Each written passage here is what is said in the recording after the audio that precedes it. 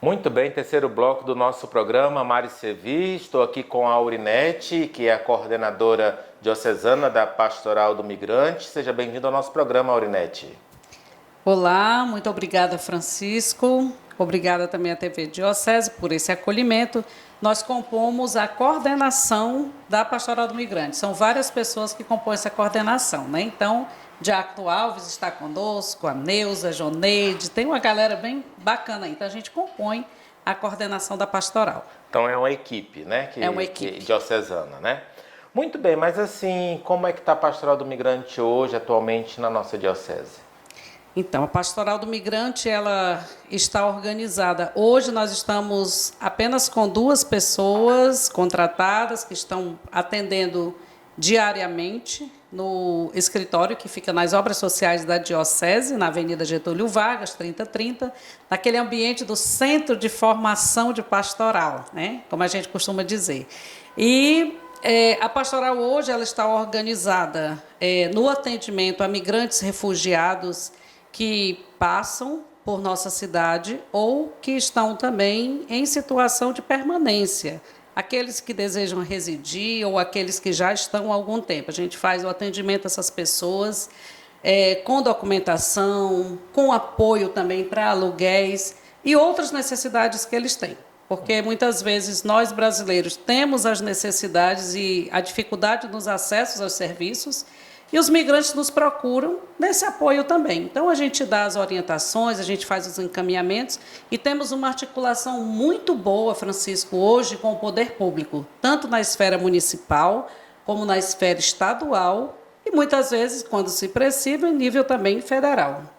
Você começou já a falar aí, mas hoje quais são os principais desafios dos migrantes que chegam aqui no Acre?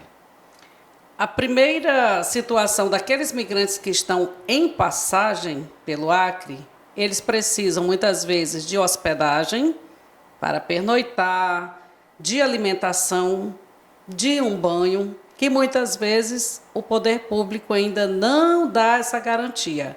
Quanto a hospedagens, as casas de passagem, tanto aqui em Rio Branco como em Epitaciolândia e em Assis Brasil, elas têm uma limitação de acolhimento. Então, quando ultrapassa aquele limite de acolhidos, eles possivelmente ficarão em situação de rua. Então, esse é um desafio.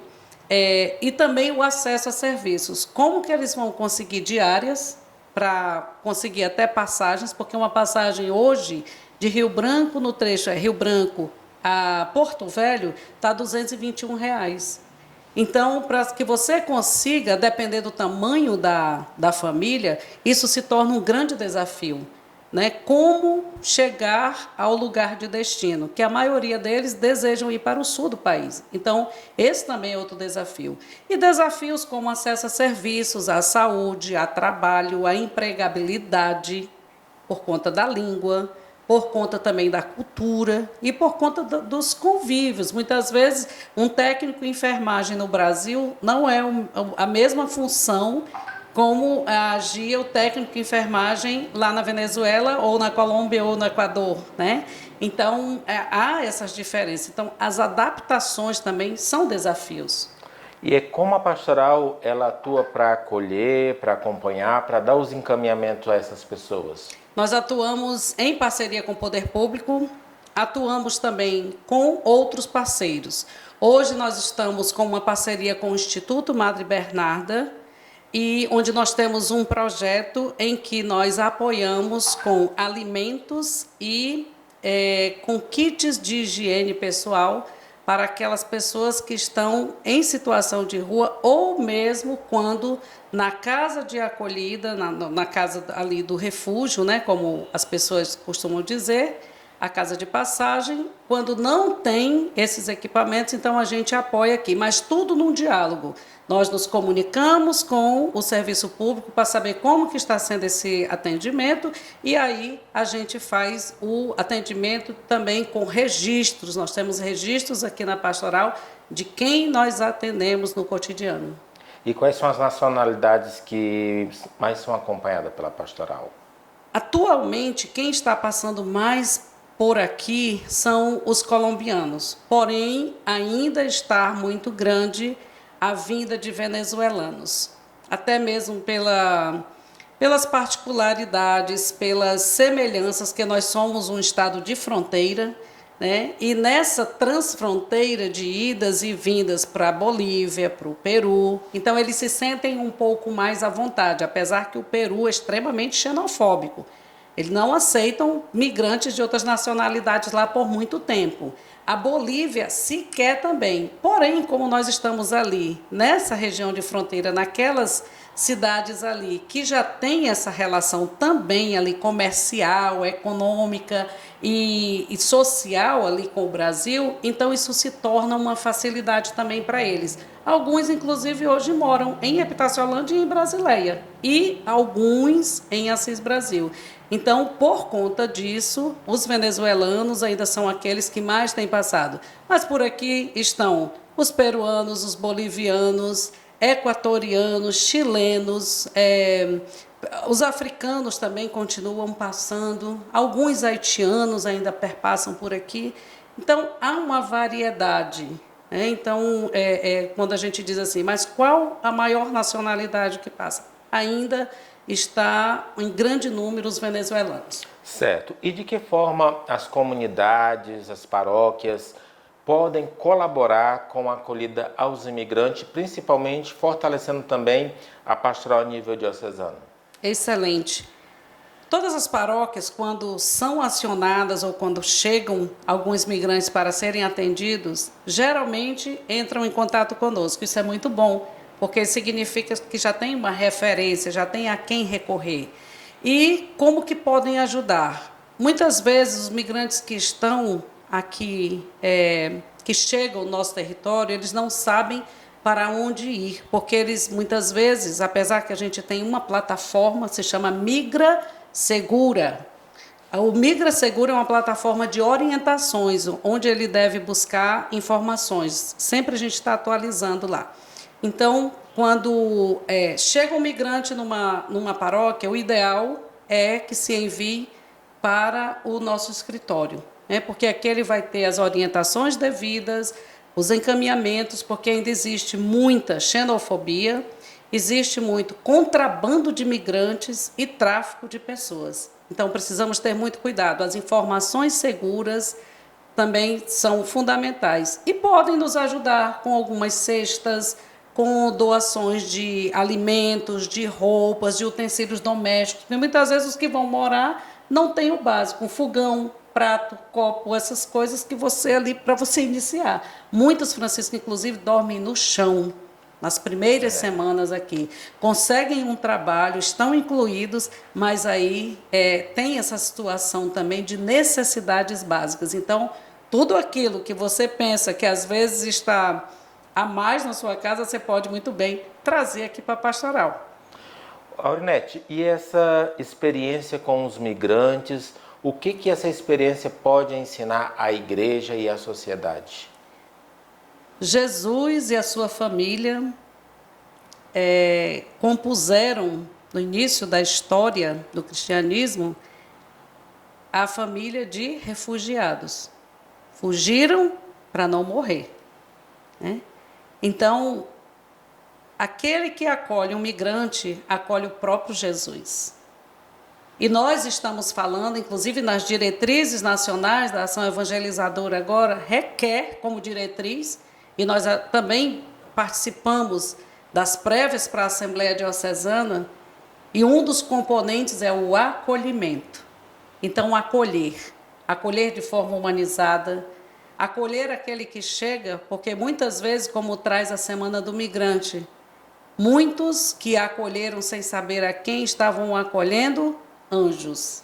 No Antigo Testamento a gente vê isso. Então, a acolhida. E olha, Francisco, a nossa Igreja Católica ainda tem esse diferencial. Em todo lugar do mundo, quando chega alguém necessitado, é a nossa Igreja Católica que acolhe. Isso é muito bonito, Então, o próprio Deus que visita através do migrante, da pessoa necessitada, Sim. E aí, nos últimos anos, nós tivemos grandes desafios, Aurinete? Tivemos aí a pandemia, temos essa massa de de pessoas que saem do seu país e vêm para outro. Que histórias de superação marcaram o trabalho de vocês nesses últimos anos, que você pode trazer para a gente? Olha, hoje mesmo eu estive dialogando com uma pessoa, uma mulher trans que está morando em São Paulo hoje e que passou 3 meses aqui sobre a ponte, lá em Assis Brasil, né? Aquela ponte ali que fica na fronteira. E ela ficou 3 meses que ela não podia passar para o Brasil e nem os outros poderiam acessar o Peru. Então, morar na ponte, o que é isso? E ela ficou por 3 meses. E hoje ela me ligou de São Paulo, sempre que ela precisa lá de ajuda, ela aciona. E nós temos essa interconexão também em nível nacional, né? Como eu já falei. E eu acionei uma agente lá da Pastoral do Migrante, ela precisava de apoio com alimentação. Porque se no Acre não é fácil, imagina em São Paulo. Em que os serviços são muito mais difíceis, né, de acessar e também dessa mobilidade dentro de uma cidade tão grande. Então, o que aconteceu? Ela foi atendida e ela é uma pessoa que é um caso de superação. Ela poderia ter voltado? Não poderia, porque ela era refugiada. Ela fazia parte da equipe de segurança, então ela não poderia, em hipótese alguma, voltar. Não pode ainda, né? E esses casos e outros que temos também aqui na nossa cidade, pessoas que saíram da Venezuela, pessoas que chegaram aqui na pandemia, que os serviços eram bem menores e bem mais difíceis, em que os equipamentos que tínhamos no âmbito também das secretarias municipais estavam todos voltados para atender a todos. Imagina o que é um migrante chegar naquela época. E nós temos vários casos de superação. Pessoas que já estão integradas, pessoas que já estão contribuindo aqui, porque a migração ela movimenta a economia de um lugar e ela potencializa as culturas, ela potencializa vários aspectos, né, locais. Inclusive, eu trago aqui uma lembrança de que nós antes não tínhamos uma farinha que eles preparam a arepa venezuelana, né? Que é uma iguaria que eles comem, como a gente come a tapioca. Então, eles fazem a arepa pela manhã e é um alimento que eles preparam com uma farinha chamada harina pan. E não existia aqui no Acre. Hoje, se você procurar em alguns comércios, alguns supermercados, existe a harina pan. E lá na fronteira tem. Inclusive, a gente de vez em quando traz para fazer aqui também, porque nós promovemos algumas... tudo que a gente vai fazer, a gente faz essa troca também de sabores. Um pouco da nossa comida e um pouco da comida deles, né? Então, isso é bem significante. Então, tem vários casos de superação. Pessoas, inclusive, que chegaram aqui e que já têm filhos acrianos, né, e que participam, é como uma comunidade. Hoje nós estamos mapeando, estamos também no outro desafio de mapear todas as famílias que estão residindo no Acre, não só em Rio Branco, mas no Acre, porque nós temos migrantes até lá em Cruzeiro do Sul. Dia desses, a Caritas lá me fez contato, olha, a gente está aqui com migrante precisando de documentação. Né? E muitas vezes, isso também é legal, que o poder público ele também faz contato conosco. Olha, dá para dar um apoio aqui nesse aspecto onde a gente não está conseguindo, e a gente faz as trocas. Né? Temos uma parceria muito próxima com o Ministério Público do Acre, temos uma parceria também muito próxima, diariamente, com a Defensoria Pública do Estado, que tem atendido de uma forma muito singular, né, com bastante atenção, e isso potencializa também o nosso trabalho. Bom, Aurina, que você falou agora há pouco sobre a Semana do Migrante, né? Que inclusive começa agora no dia 14. Qual é o tema da Semana do Migrante deste ano e qual a sua mensagem central? A Semana do Migrante ela acolhe o mesmo tema da campanha da fraternidade, Fraternidade e Moradia, e a Semana do Migrante traz migração e moradia. E qual o lema? Eu não tenho onde morar, porque realmente eles não têm onde morar. agora, eu acredito que estejamos com um mês, mais ou menos, que foi autorizado os migrantes participarem de programas como Minha Casa Minha Vida. Mas tem vários requisitos para essa inclusão. Então, como fazer essa inclusão também? E o tema da moradia, ele nos traz vários reflexos, né? Então, onde que a gente vai armar essa tenda? Por vezes você vê uma tenda armada aí no Parque da Maternidade, Sim. em frente à casa dos migrantes, ali no bosque.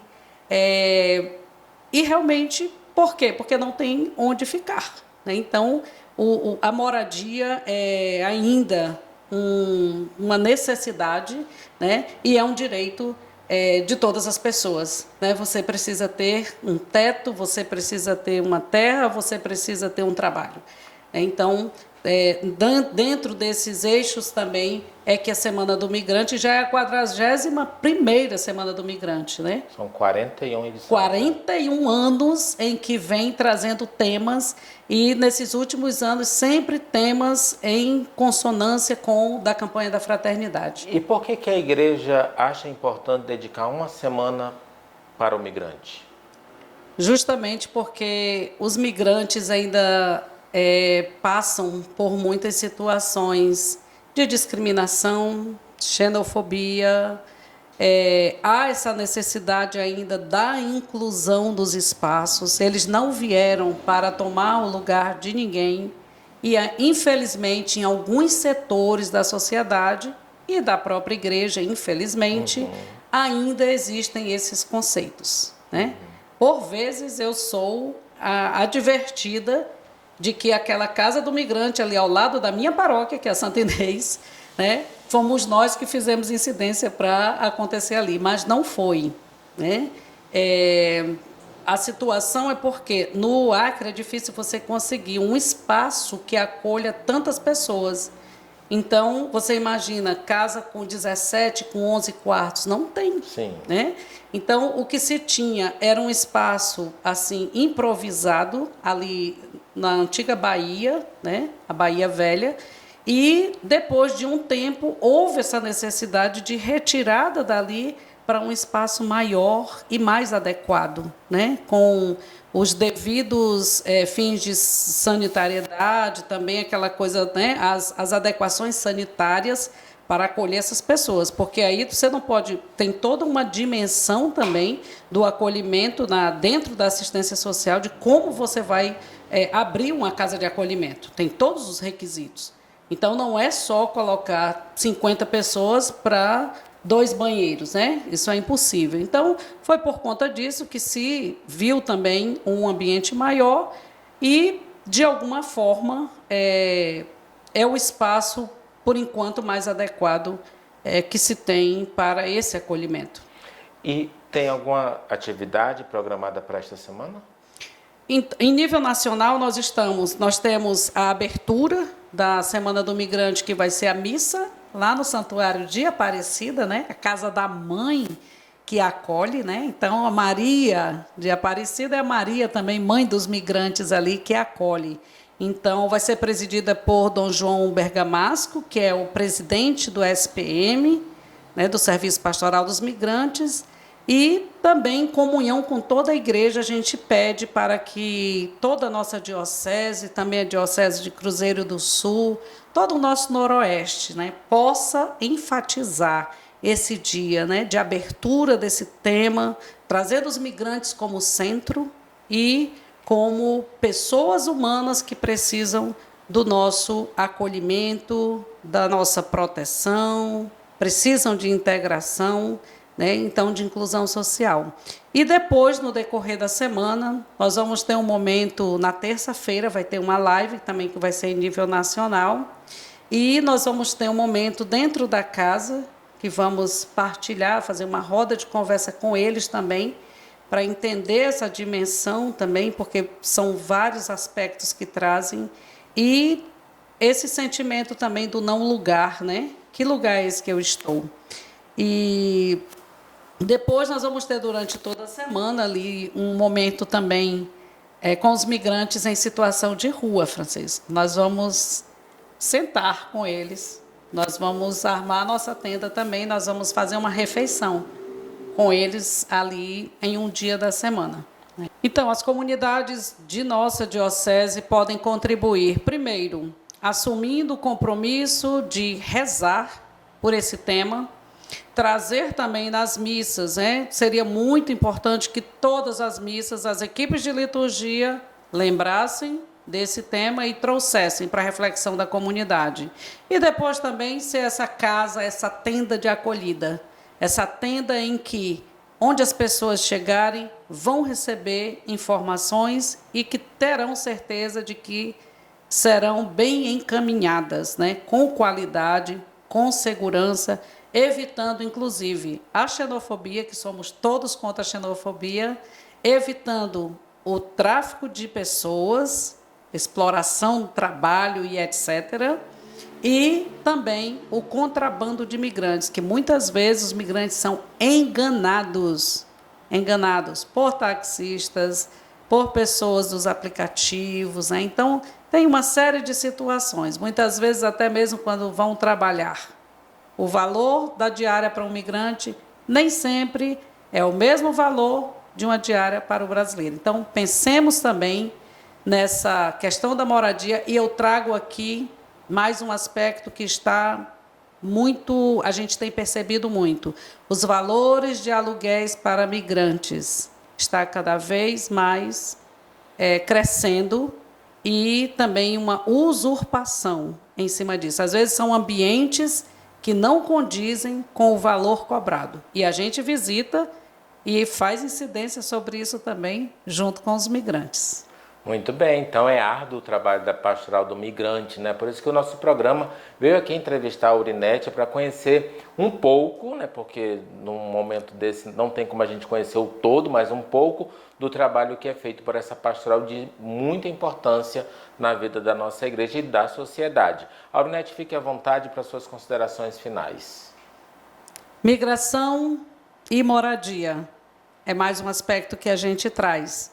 Então, todas as vezes em que chegar um migrante, uma pessoa necessitada à sua porta, é o próprio Jesus que bate à sua porta. Então, acolha com alegria e, se precisar, estamos sempre aqui à disposição de todos e todas. Muito obrigada. Muito bem, a TV Diocese está sempre de portas abertas para acolher a Pastoral do Migrante. Um forte abraço para todos vocês, até a nossa próxima edição do programa Amar e Servir.